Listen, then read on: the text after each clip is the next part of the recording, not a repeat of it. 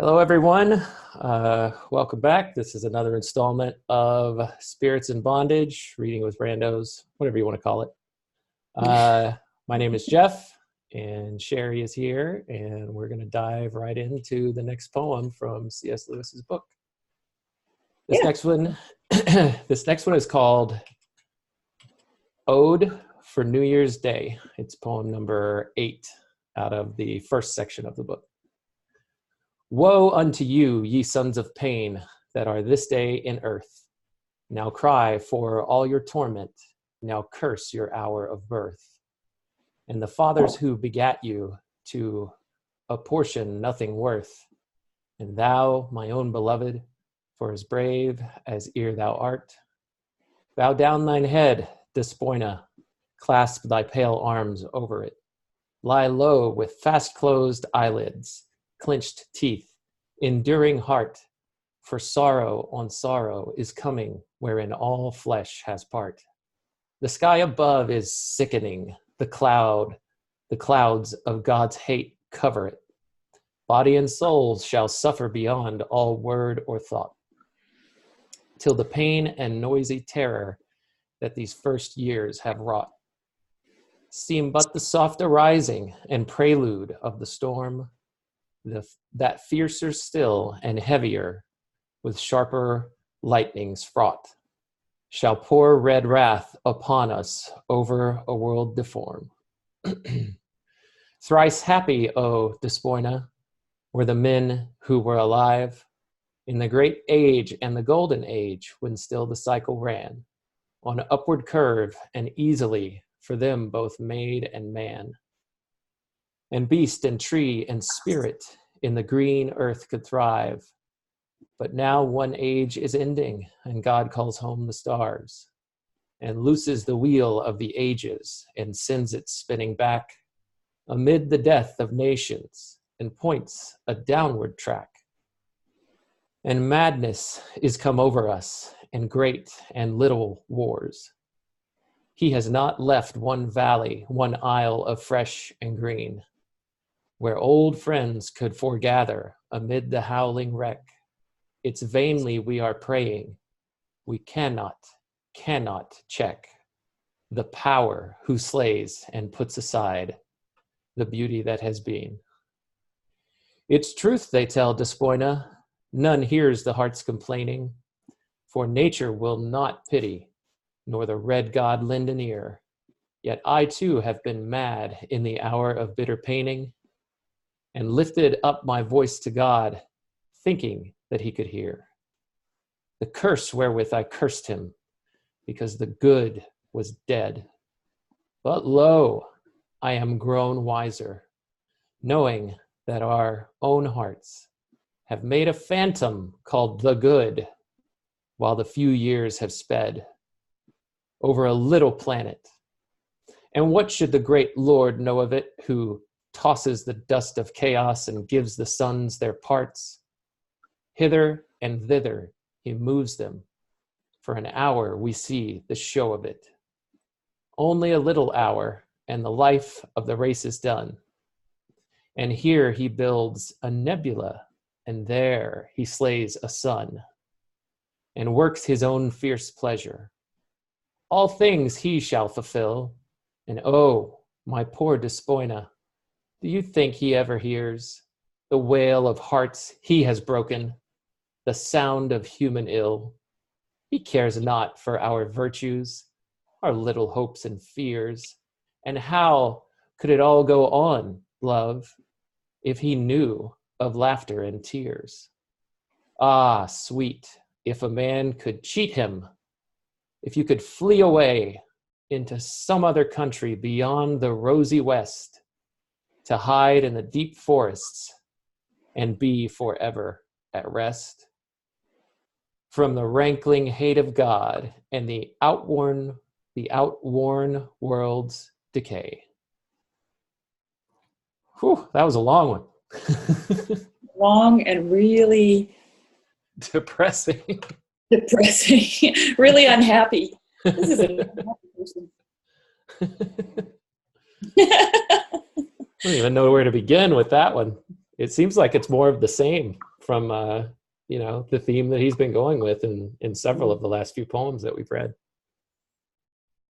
Yeah, it's definitely coming out of the whole post-war, spirit, right? All that idea of all of this was for nothing, just a lot of disappointment. And Despoina just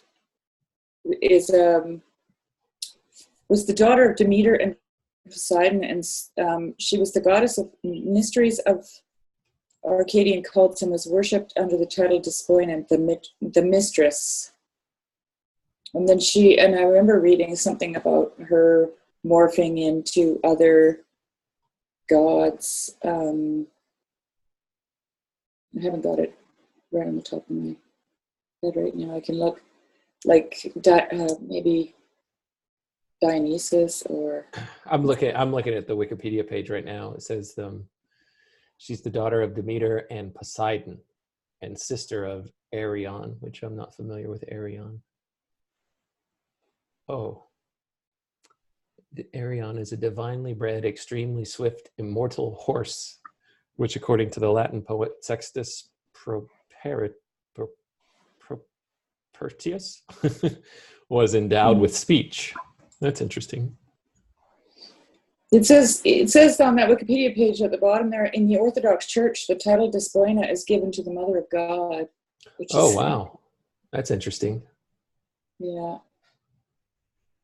And it was also a feminine court title meaning lady, Despoina. So it was used in the courts in Byzantine Greece.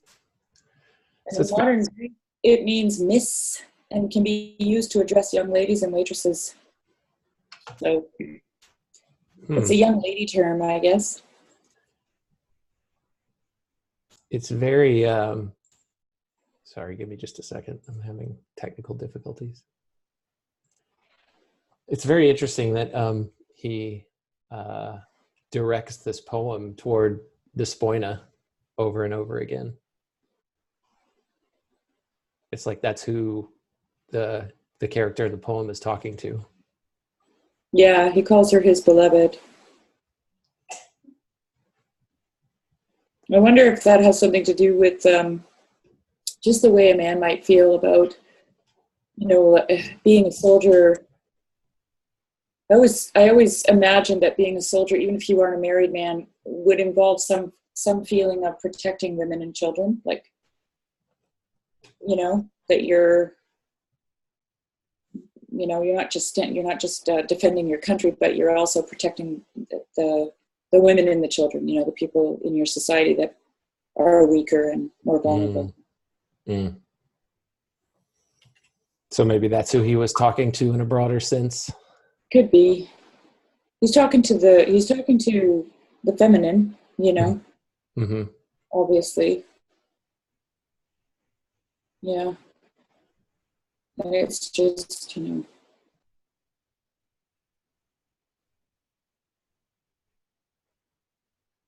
yeah, it's just like you said, more of the same kind of thing that we've read so far. Mm-hmm. It's in the next one. Yeah, that's fine. It's a little bit shorter. Maybe we can break it apart a little bit easier. See if he gets away from this, where he's been, where his head's been in the last little bit. Yeah, I have a feeling he's still going to want to get some more out. Well, he's in prison, right? He's in prison here, so that's right. You want to take this next one? I think it's the longest section of the book, really. This first part. Mm-hmm. Okay, this one's called Night. After the fret and failure of this day, and weariness of thought, O Mother Night, come with soft kiss to soothe our care away, and all our little tumults set to right. Most pitiful of all death's kindred fair, riding above us through the curtained air, on thy dusk car thou scatterest to the earth sweet dreams and drowsy charms of tender might, and lovers' dear delight before tomorrow's birth. Thou want thy quiet lands to leave, and pillared courts beyond the Milky Way, wherein thou tarriest all our solar day, while unsubstantial dreams before thee weave a foamy dance and fluttering fancies play about thy palace in the silver ray of some far moony globe. But when the hour, the long expected, comes, the ivory gates open on noiseless hinge before they bower unbidden, and the jeweled chariot waits with magic steeds, thou from the fronting rim, bending to urge them whilst thy sea-dark hair falls in ambrosial ripples o'er each limb. With beautiful pale arms untrammeled, bare for horsemanship, to those twin chargers fleet, dost give full rein across the fires that glow in the wide floor of heaven from off their feet, scattering the powdery stardust as they go. Come swiftly down the sky, O Lady Night. Fall through the shadow country, O most kind. Shake out thy strands of gentle dreams and light for chains wherewith thou still art used to bind with tenderest love of careful leeches art the bruised and weary heart in slumber blind. That's pretty heavy. That's pretty heavy. After the fret and failure of this day. Yeah, I mean, the poem to me, just at a surface level, looks like he's beckoning sleep to come take him out of the events of the day, out of, whatever bad has happened, if he could just go to sleep and be blind to the world around him, is just how I read the very end of it.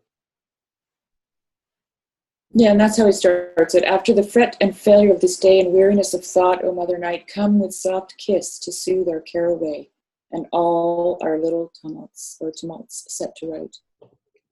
So yeah, he wants to go to sleep.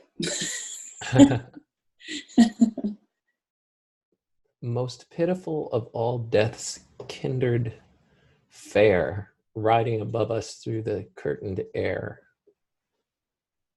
Huh.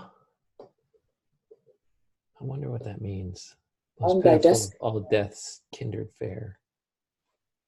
He's talking about night, right? Yeah, Mother Night. So it's also a feminine here. I guess just night pitiful, representing death, darkness.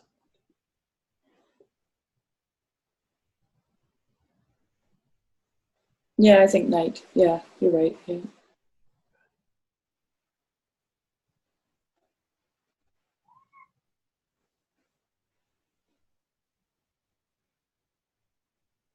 This is really exciting to watch us figure out what these poems mean. Like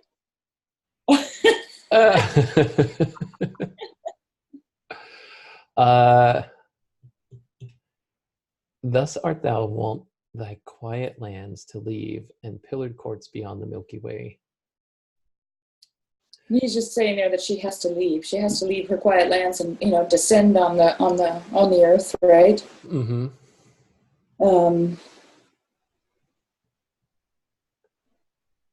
Yeah, and he's just describing night descending. When the hour, the long that it comes, the ivory gates open on noiseless hinge before thy bower unbidden, and the jeweled chariot waits with magic steeds like the stars in the sky. Mm-hmm. From the fronting rim, bending to urge them whilst thy sea-dark hair falls in ambrosial ripples o'er each limb. That's really beautiful, actually, very descriptive. That's really nice. I like it.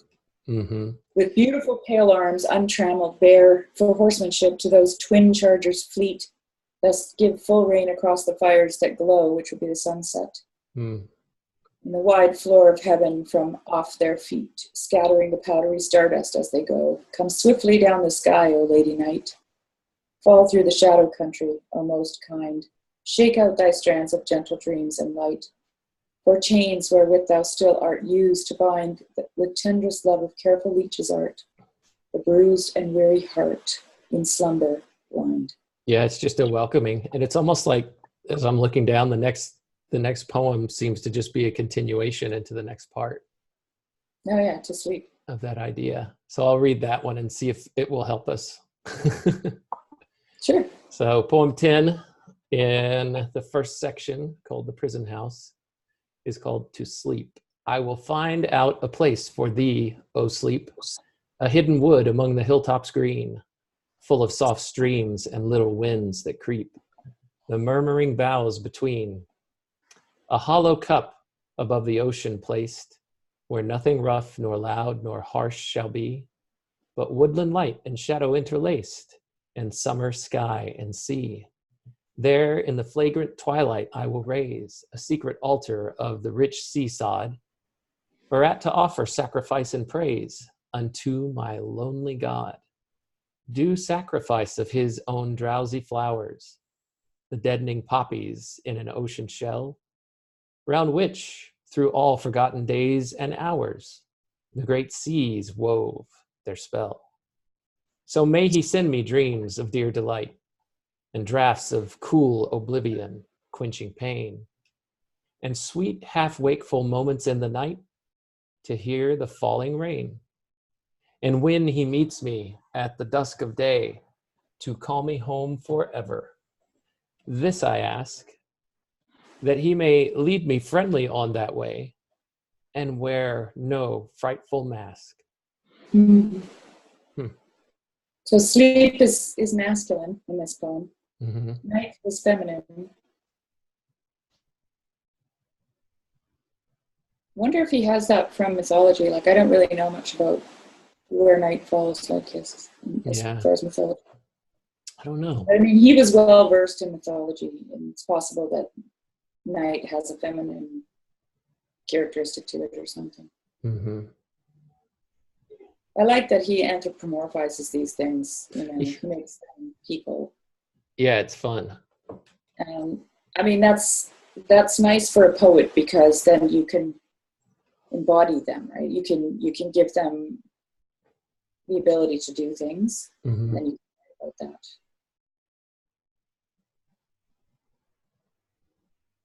Yeah, I like it how the poem, I mean, the sense that I got the first time that I read this was that he was staking out a place to just go sleep. And there's a part of me that wonders if, you know, I'm thinking about it in terms of like going to look for a place to lay down and die.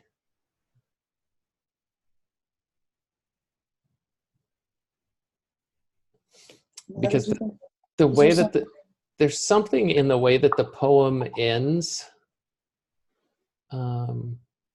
Okay. To call me home forever, right? This I ask, that he may lead me friendly on that way and wear no frightful mask. It's like when my time comes, I want to have a peaceful place to go lay down. Yeah. And I don't want death to be this horrible, all of these horrible things that I've seen in life. You know, I want it to, my dying prayer is that it's not frightful. It's not this frightful mask of nature anymore, or of, I guess, the painful suffering and death that lives in existence. That death isn't really this horrible thing. I don't know. I might be reading a lot into that. I think you are reading a lot into it, Jeff. To be honest. Yeah. Because he said, the way I read it is too hopeful. Well, you know,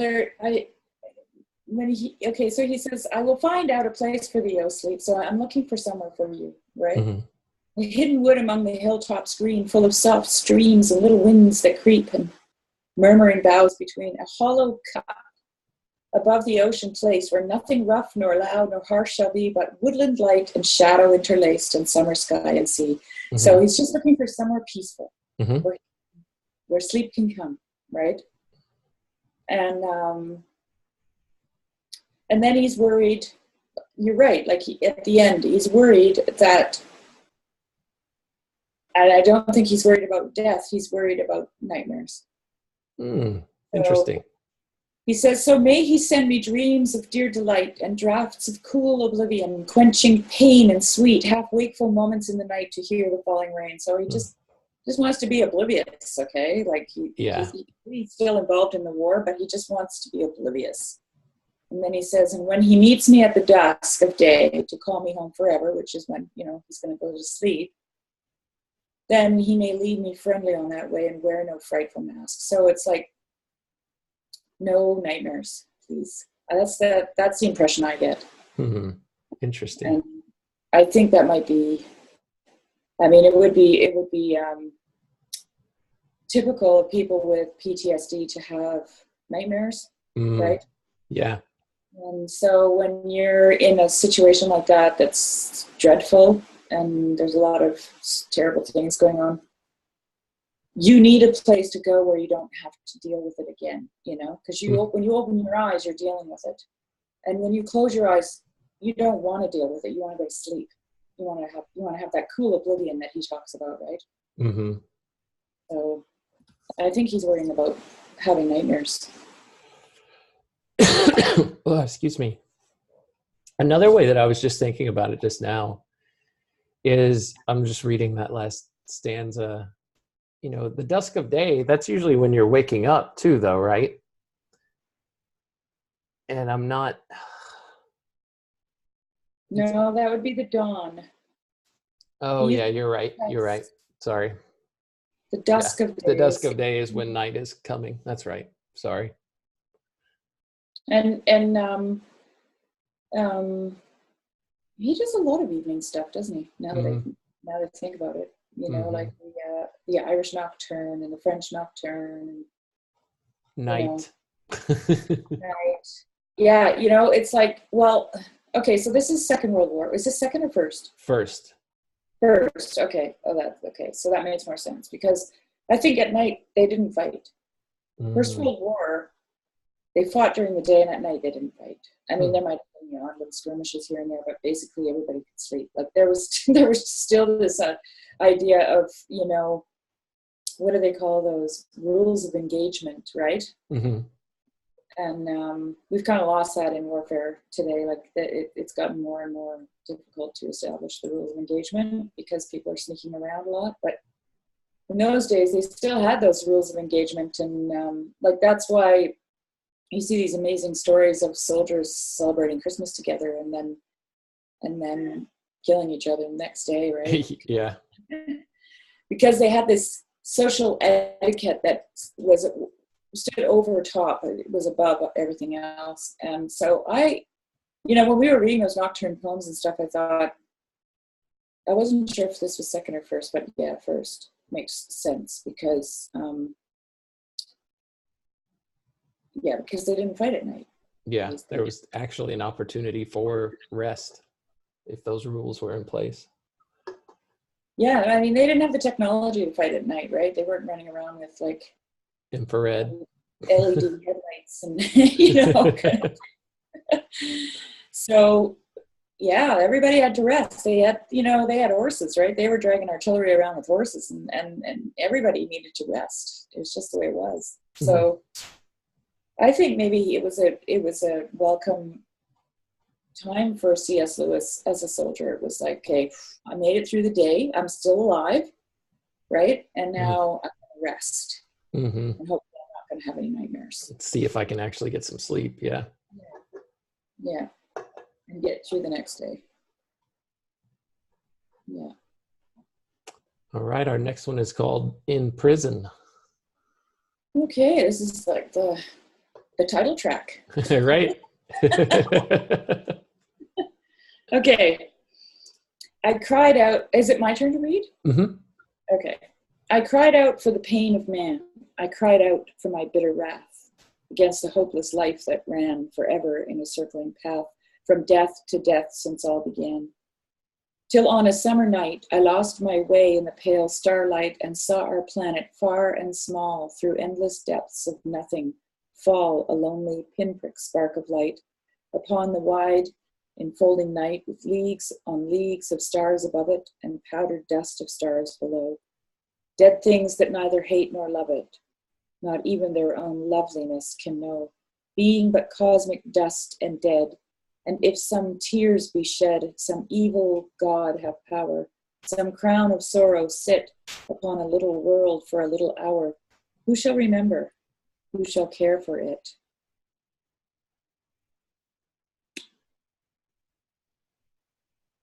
I like the newer C.S. Lewis better than the older ones.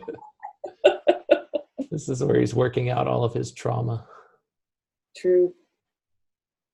Cried out for the pain of man, for my bitter wrath against the hopeless life that ran forever in a circling path. Yeah.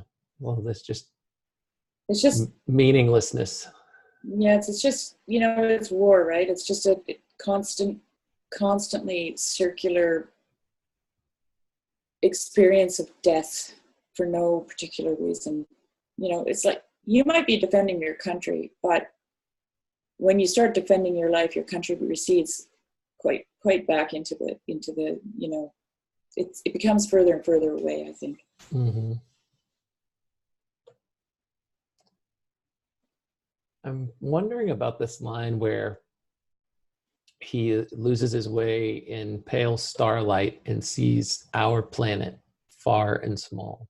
Mm-hmm. I like that. He's panning out. He's panning way out, right, and getting kind of this view of kind of what the astronaut feels when he looks out and he says, "Oh, we're all like, why are we fighting? Why are we trying to kill each other? This is our, we all belong to this planet, right? This is our home." It's the big picture kind of thing. A lonely pinprick spark of light upon the wide enfolding night. Leagues on leagues of stars above it, and powdered dust of stars below. Dead things that neither hate nor love, not even their own loveliness can know.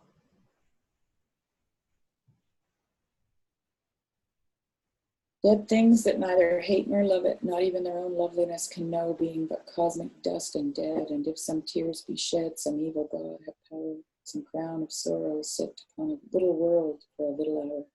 Who shall remember? Who shall care for it? He's very right about that. I like that. Like, it's like, come on, people. You gotta. He's giving us a bigger picture, right? He's giving us a bigger view. Mm-hmm. We are just this little planet, in the sky, but Yeah, it's a very I want to say something besides materialist, but it's a very nihilist view of just like there's you can cry out for the pain of man, you can cry out of your bitter wrath against hopeless life in this pointless circling path. It's just been death upon death since the beginning. And then I look at this small planet, it's just so small. There's nothing on it that will ever live. It's all just cosmic dust anyway. There's no tears that are ever going to be shed. No one who will remember anything. No one will care for this. I don't know. And God is evil. Yeah. God is an evil God. Or I don't know if God is evil or if you think some evil God is in control at the moment. But yeah, I mean, how much more of a nihilistic environment could you be in than in a war, right? Yeah. Yeah. Let's see how much. If you have any kind of depth to your soul, which almost everyone does, and you look around at what's going on and what you're doing and why you're doing it, it will very quickly feel wrong. Mm-hmm. Right? Yeah. Yeah. Yeah, you kind of have to, I would imagine that you have to cut yourself off from your own humanity to be able to survive. Yeah. And maybe writing these poems was how C.S. Lewis was able to do that, was able to sort through that. Mm-hmm. To hang on to it somehow. Process it. Yeah. Let's see if it gets any more uplifting. Next. I'm just previewing the next one. Well, I'll read it. The next You- one is number 12, De Profundis. Come, let us curse our master ere we die, for all our hopes in endless ruin lie. The good is dead, let us curse God most high. 4,000 years of toil and hope and thought, wherein man labored upward and still wrought. New worlds and better thou hast made as naught. We built us joyful cities strong and fair. Knowledge we sought and gathered wisdom rare. And all this time you laughed upon our care. And suddenly the earth grew black with wrong. Our hope was crushed and silenced was our song. The heaven grew loud with weeping. Thou art strong. Came then and cursed the Lord over the earth. Gross darkness falls, and evil was our birth, and our few happy days of little worth. Even if it be not all a dream in vain, the ancient hope that still will rise again, of a just God that cares for earthly pain. Yet far away beyond our laboring night, he wanders in depths of endless light, singing alone his musics of delight. Only the far spent echo of his song our dungeons and deep cells can smite along, and thou art nearer, thou art very strong. O universal strength, I know it well, it is but froth of folly to rebel, for thou art Lord and hast the keys of hell. Yet I will not bow down to thee nor love thee, for looking in my own heart I can prove thee, and know this frail, bruised being is above thee. Our love, our hope, our thirsting for the right, our mercy and long seeking of the light, shall we change these for thy relentless might? Laugh, then, and slay.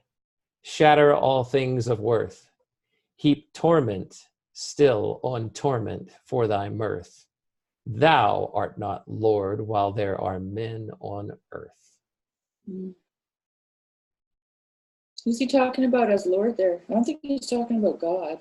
I don't think so. So the first time that I read this, I initially was thinking he was talking about God, but then no, I don't think he is. I think the God of, let's say, the God of the Bible.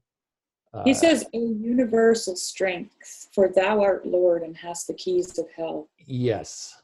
So I'm wondering if that's like principalities and powers, like world governments, and because that's what's giving him, like, that's the world he's in, right? As a result of these powers, like he's in a war. He's been drafted. He doesn't have a choice, and there he is, so. And he talks about it as universal strength, which sounds military to me,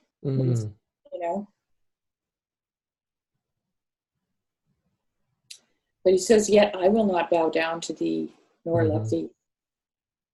For looking in my own heart, I can prove thee, and know this frail, bruised being is above thee. And that's kind of what we were just talking about in the last poem, of how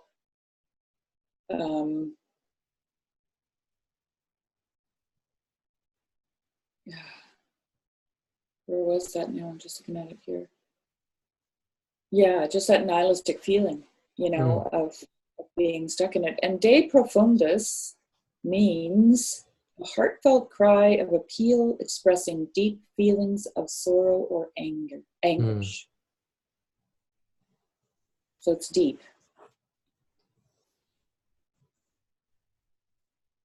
My reading on this, one part of it is that the God of the Bible does make his way into this poem.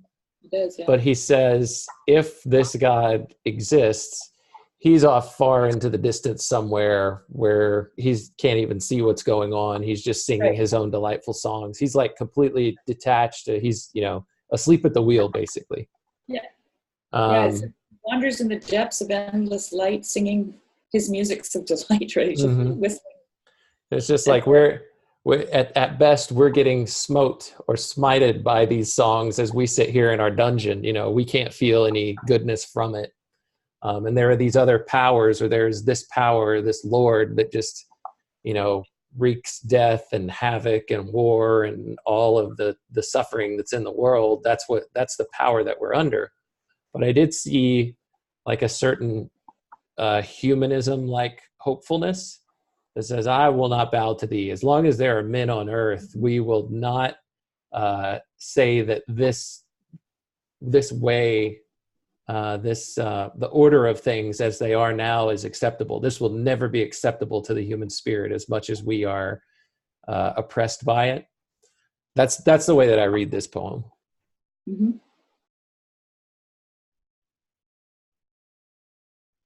Laugh then and slay, shatter all things of worth, heap torment still on torment for thy mirth. Thou art not Lord, while there are many. So yeah. Definitely. Mm-hmm. Yay, I got that one right. You got it. You got it right, Jeff. I'm going to give you a little star. A little gold star. You can't get this stuff wrong, really. I've been reading Poetic Diction, and in there, Owen Barfield says that the poem, I can't remember the exact phrase he used. So what I'm doing is I'm reading it and going, oh, I need to write a note. And then I'm like, no, just keep reading. And then you read it again and write notes, you know. So if I don't write notes, I can't remember exactly what it is. But he just talks about how a poem is twofold, really, because it means something to the poet, you know, and it means something to the reader. And they can be two completely different things, right? So that's kind of... And I know I said you got it wrong, but no, the place where you can definitely run into trouble is when you read words like dusk and confuse them with dawn and vice versa. Like, but that word means the opposite of what you think. I know, but that was the poet being very subtly subversive. But maybe he did mean dusk. Maybe he didn't mean dawn. Maybe he was calling dawn the dusk of day. Like, seriously, like, you know, it can happen. Who knows? It can happen with these silly poets. Did I can't remember. Did I read the last one? I think I did. Yeah. Yeah. You want me to read this one? Yeah, you get to read this next one. This one sounds fun and light. Yeah. This is a repeat title too, because he already wrote. Yeah, he wrote. I think it was like the third one or something. Oh, okay. I don't have my table of contents available here. I'd have to page all the way back, or at least I don't know how to use my Kindle app. One or the other.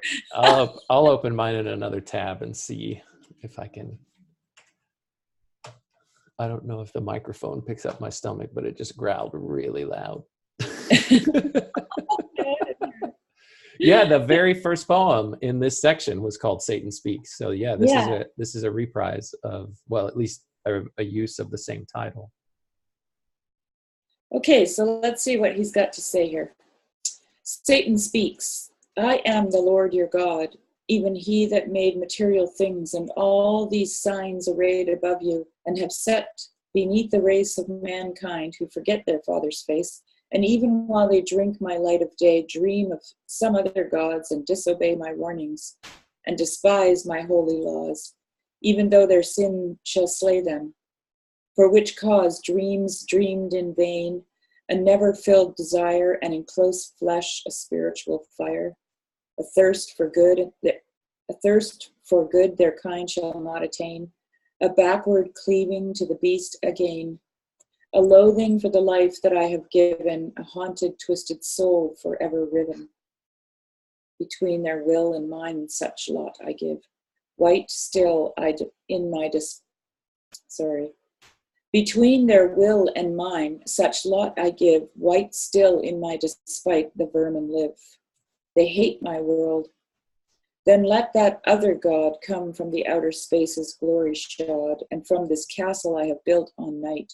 steal forth my own thoughts' children into light. If such an one there be, but far away he walks the airy fields of endless day. And my rebellious sons have called him long and vainly called. My order still is strong, and like to me nor second none I know. Whither the mammoth went, this creature too shall go. That's kind of like the last one there, about, you know, where he describes God as, you know, whistling Dixie in some little utopia. Yeah. Some heavenly apartment that's way far away. That's right. Yeah. And Satan's got, you know, he's got his order happening, right? Yeah. My order still is strong, and yeah. White still. Yeah, he's just claiming. Then let that other God come from the outer spaces glory shod, and from this castle I have built on night, steal forth my own thoughts' children into light. If such a one there be, but far away he walks the airy fields of it. Yeah, it's like it's talking about that far away God again almost. Mm-hmm. And Satan's speaking right here, just saying, yeah, wherever he is, I'm the one that's running this show. It's like the, what is it? I'm completely losing the term, but it was something that I remember hearing in church. The prince of the power of the air. That's I think that's in the Bible somewhere. Yeah. Yeah, and I mean, honestly, if you're in the midst of a battlefield and you're seeing what's going on around you, it doesn't feel like God. It's like, where the hell is he? You know. Mm. Yeah. Where, you know, I'm in hell here, and what's going on? Who's got the throne? You know, who's got the power? And I can see why he would be. You know, he might have been doubtful as a child about the existence of God, but now he's mad. Mm-hmm. He's angry. You know, he feels abandoned. I think. I mean, these are very easy thoughts to have, even when you're not. Yes, even when you don't find yourself in like the chaotic goings on of war. You know, if you just find yourself in a tragic situation. It's very easy to ask those questions and wonder, and I'm very sympathetic with the atheist who just says I cannot accept what's around me and say that there's this God, this wonderful, you know, being that so many people talk about exists and loves and cares about me, everyone else, you know, for that matter, that loves everything and everybody and loves the world. It's just like I can certainly understand that perspective of, well, I don't see how something like that is possible, you know? Yeah. I can sympathize with it, but I personally, and I've been through my fair share of suffering, you know, some of it tragic, but I've always had the feeling like I'm capable of this stuff too. Like I have to take responsibility for, like, this is what mankind does. You know, not like God abandoned anyone. It's just that God stepped back because, you know, he doesn't interfere. Why, you know, if he did, we'd be like Dostoevsky describes, you know, trying to figure out some way to disturb make the utopia go away, because we need that thing, right, to upset the apple cart. We need that excitement, that idea of discovery and so on. And, you know, I was talking with Michael about Barfield, and he was, you know, saying that Barfield talks about the beginning of, you know, the older you go back in language, the more poetic it is, because people lived kind of interwoven with the metaphysical, and so he used the example of pneuma, breath, wind, and spirit, all being one word, right? And so you would say one word and it described all those things, and then it came to my mind that They used to say, we say bless you when someone sneezes, and the origin of that is that people believed that your breath would come out, which was your spirit, and you could be inhabited by a demon for that brief second, right? So they blessed you quickly so that you weren't possessed by a demon when you sneezed, because your breath came out, right? And nothing would sneak in. And so, you were kind of unprotected for a minute. Interesting.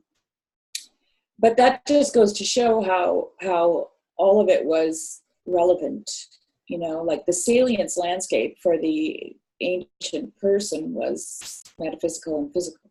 It was all the same, happened. There was no split between the two. Yeah, no division between heaven and earth, right? And so Barfield calls that original participation. So everybody is participating in both of those worlds at the same time. And then there's this digression, away from it. So the farther away from I'm not that well read yet in Barfield, but I'm assuming like ancient man, the farther away we go, the less poetic the language, the less involved in that original participation we are. And of course he blames that on scientism, because we become reductionist, which then we can just reduce everything to something, right? Something else. And but then we swing back to what he calls final participation. And I haven't read enough. Like I said, I haven't read enough yet.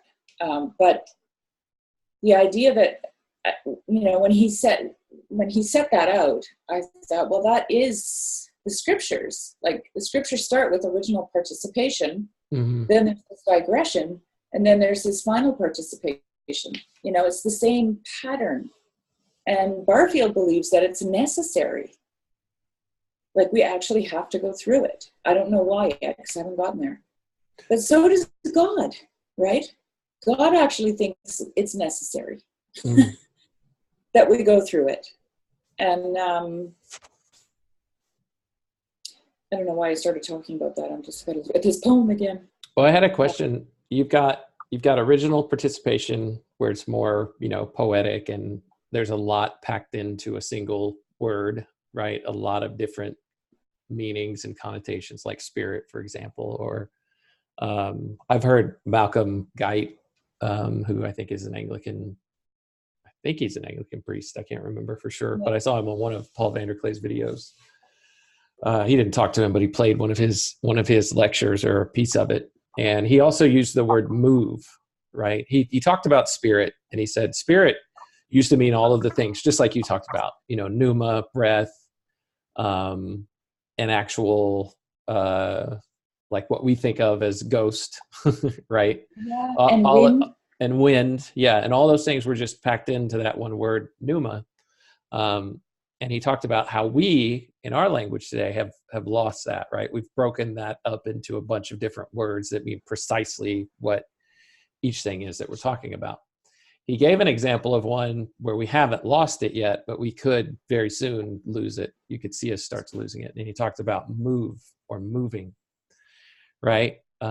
Move is like picking up an object and moving it from here to there. That's one way.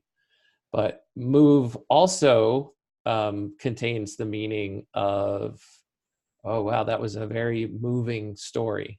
Like something moved you internally. And one of the examples that he used in a piece of poetry, I think it was, is he said a poet wrote this line talking about the moving moon, and how the moon, if you look up at it, you can kind of feel it can be moving, right, in that emotional sense, but also quite literally the tides of how the moon, is involved in that. And so that was just I just found it very interesting how some words that we use today still kind of hold on to that original participation, but they can easily start to still fade away. But one of the questions that I had was, You've got original participation, you've got final participation, which is something that we haven't arrived at yet, but as I understand it, is something that Barfield says that, we're going to and need to eventually arrive at. But I can't remember, is there a middle thing between those two? There's original and there's final. Is there some, I forgot. I don't know yet. Okay. I'm working. I don't know yet. Michael didn't mention it, so I'm assuming that he only has the two, but he may have another term for, what he deems we're in right now. Yeah. Right? Yeah. Current participation. I just find it interesting, though, that it follows that same progression as, like, his thoughts on that follow the same progression as the scripture. Like, I like that. I love patterns, right? Like, so I see that pattern being repeated. And I found it really interesting because Michael said, Barfield thinks that it's necessary we go through this, removal away from the metaphysical and then back to it in this final participation. Yeah. And that is exactly, where we find ourselves, right? In modernity, right? We're struggling with all of that. So yeah, I like that. There was something he was saying before that something came to my mind. Now I lost it. Shoot, it was good too.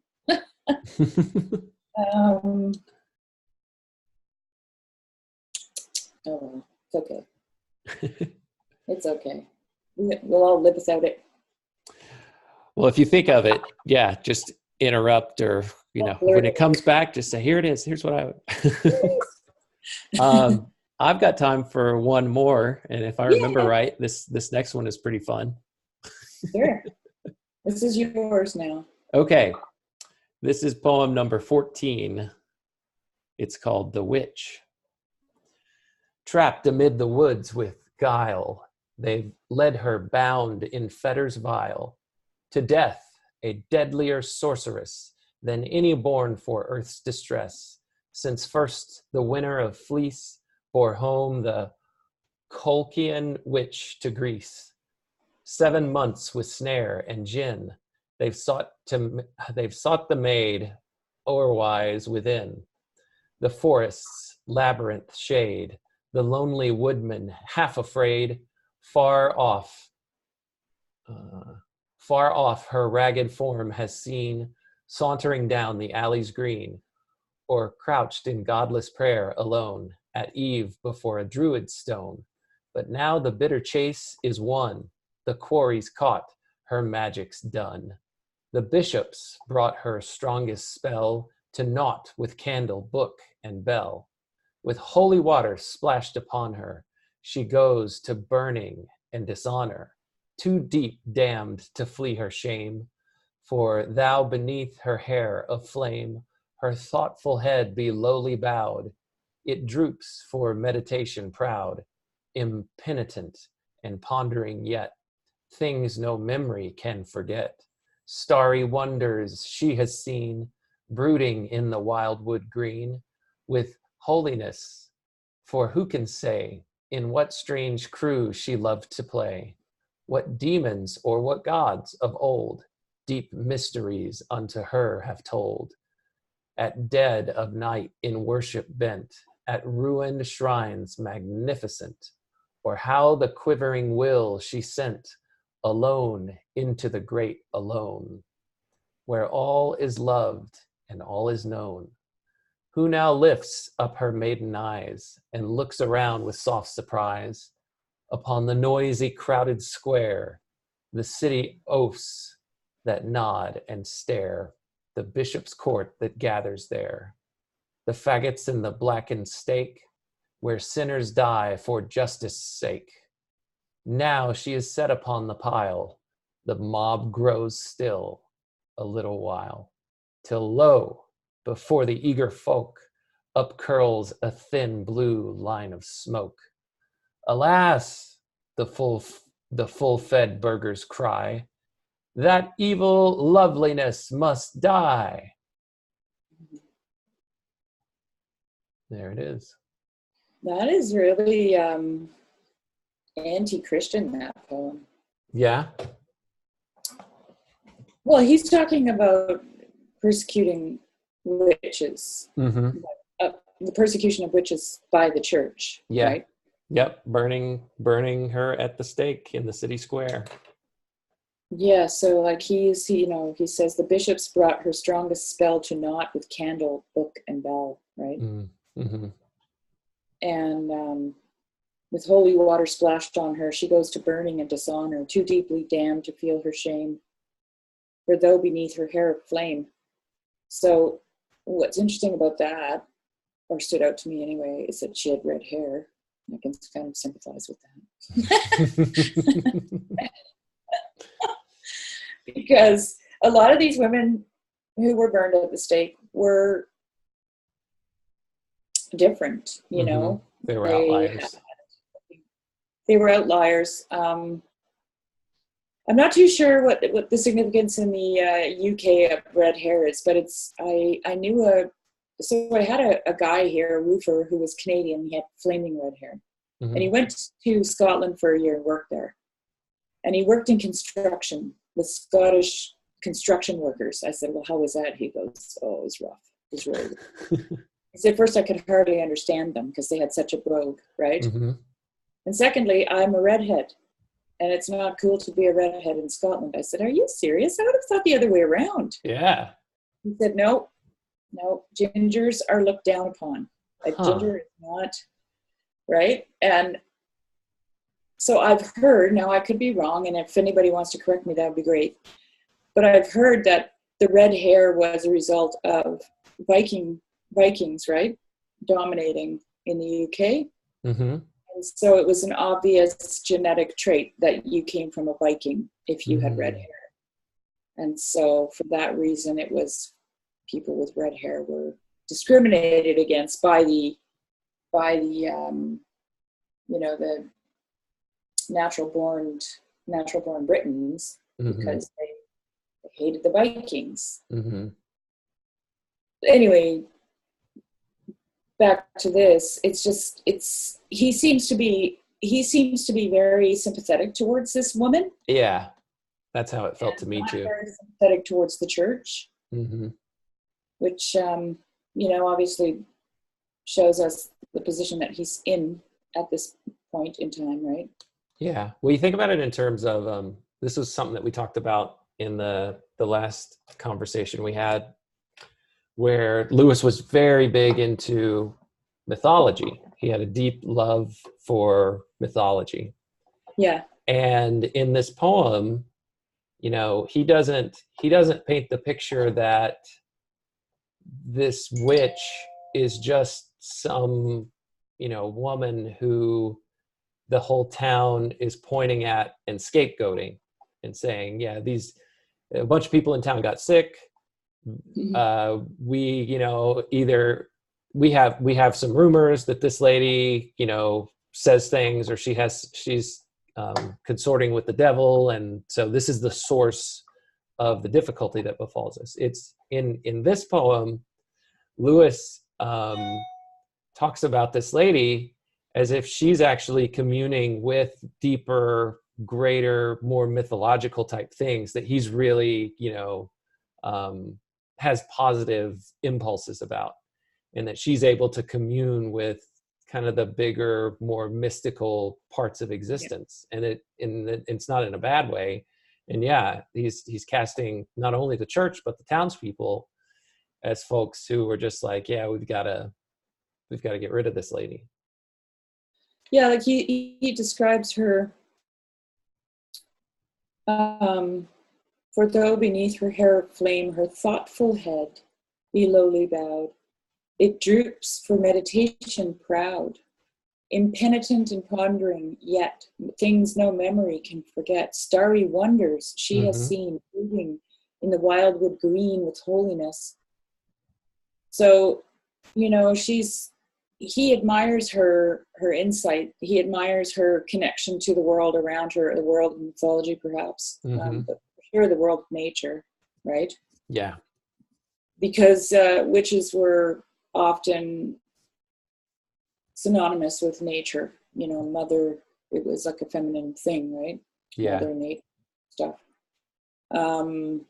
Yeah, she's the pure and holy figure in this She poem, is. where the church is definitely not.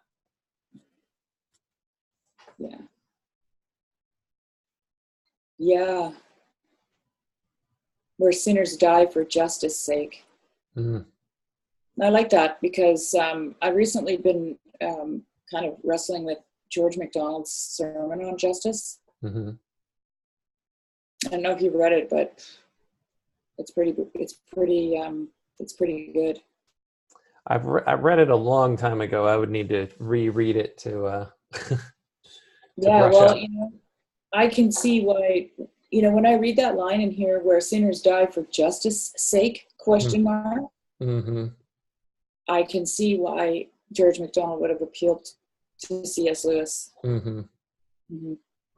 Yeah. Yeah. Hmm. And I have to just say one last thing that I like the last line. Alas, the full-fed burger's cry. Burger in German is a citizen, right? Mm.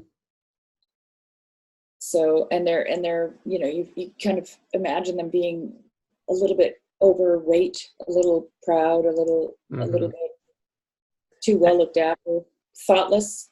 Well, and I think of her too. This just came across my this thought just came. I think of her as being out in the woods, and maybe not really even being all that well fed, maybe even fasting in some of her Yeah. holy experiences, some of her connections. And so you contrast that with people who fasting is the last thing that they that they would ever engage in, since they're full fed. Yeah, like that's at dead of night, in worship bent at ruined shrines magnificent, or how the quivering will she sent alone into the great alone, where all is loved and all is known. Mm. And now lifts up her maiden eyes and looks around with soft surprise upon the noisy crowded square, the city oafs that nod and stare. Mm. Yeah, it's a pretty good depiction, eh? I wonder why he Yeah. wrote it though. Yeah, I wonder what the motivation was for this one. Mm-hmm. I know in I think it's Mere Christianity, he does briefly reference witches. Um, what was he talking? Maybe it was in the Abolition of Man. I can't remember, but he's making the point. No. It's Mere Christianity, where he's talking about like the natural law, or maybe not the natural law. I'm probably getting it wrong, but he's talking about there being an objective moral law, and how some people would argue against that whenever he first made the point. And they would say, there are some civilizations that thought it was moral to burn a woman at the stake that they thought was a witch. And so, I see this poem as a time where he was really having that exact same thought. Okay. And so maybe this was a piece of it. He goes on to elaborate on his point with that in Mere Christianity, to talk about how I don't I wouldn't say that he was necessarily arguing for burning someone at the stake, but he did say if someone were actually being controlled by Satan and was doing evil amongst this town, then the right thing to do might be to to kill that He said being. that, eh? Yeah. Oh, that's Um, interesting. and he was just using it to make the point of the morals that they were following was this was a satanic being that they thought that they were dealing with. Now that's, you contrast him making that point in, again, I'm pretty sure it's Mere Christianity, with the perspective that this poem is approaching it from. It's very interesting to do that. Well, maybe she represents or embodies for him the natural law, right? Like, because that's where he was at that point in his life. He was agnostic, and he leaned towards the natural order of things, Mm-hmm. and and maybe the church kind of represented. Maybe this is will be a long shot, but it's possible that this is how he may even perceive war. Where the natural law is being burnt at the stake in a sense, and the principalities and powers are like the church, Mm. Wait, I mixed that up totally. Okay, so that's what this is. The war and the government would be that this represented. You know what I mean? Where you're taking, where the government is like the bishop. Mm-hmm. Yeah, the power. Yep, the power. institutional power. And then all these innocent lives are just being, maybe right. That's where that, because he's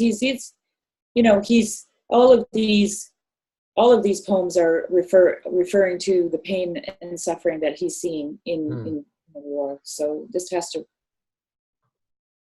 play or be part of that somehow. I've got another idea on what it might be, and I know we're over time, so we can. I want to see what you think about this, and then we can run. One thought is, I know that he even called himself an atheist at a certain point in his life, and even looking back on where he was. So if he was in the depths of his atheism right here, one thing that he might be saying with this poem is just kind of a commentary toward religion and toward the church in particular. Yeah. And saying, look, none of this metaphysical stuff is real. But if it were, this witch, this person that you persecute and kill would be closer to the truth of what metaphysics is than what your religion and what your church is saying is a part of, greater reality, or what you call God. Like, she's much closer to the heart of this God that doesn't even exist than you guys could ever be. And here's a very clear, stark example of it. That's good, Jeff. I like that. That's perfect. That feels right. He's quantifying everything that they have with a candle bell and a book. Mm-hmm. It's just completely pretty pitiful. Diminishing it, diminishing all the symbolism and everything that I'd be interested to see what Jonathan Pajot would have to say about that with the young C.S. Lewis. You're minimizing these things. These things are so much deeper than you're giving them credit for. Yeah. No, I think you got that right on. That's perfect. You got that one right too, Jeff. I got 2 right, 2 out of 3. Great. I was neither right nor wrong on any of the other ones we talked about. No, you can't be wrong with poetry. That's the beauty of it. All right. Well, thanks again, Shari. I appreciate you doing this with me. Yeah, I'm glad to do it. It's good. It's good for me to do this. It's great. Good. I enjoy it. Good deal. Well, until next time, we'll say goodbye right here. Okay. Have a good rest of your Sunday. Thanks. You too.